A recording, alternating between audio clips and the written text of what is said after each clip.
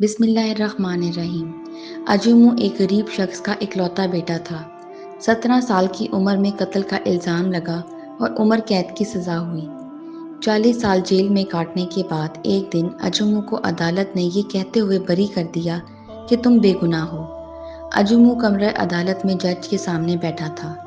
جج نے اس کے آگے ایک خالی ورقہ رکھا اور اس سے کہا کہ ان 40 سالوں کے بدلے اس کاغذ پر جتنی مرضی رقم لکھ دو، ریاست آپ کو فوری ادا کرے گی۔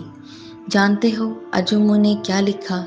اجمو نے صرف ایک جملہ لکھا کہ جج صاحب، اس قانون میں نظر ثانی کیجیے تاکہ کسی اور اجمو کی زندگی کی قیمتی 40 سال ضائع نہ ہو جائیں، اور اس کے بعد وہ رو پڑا۔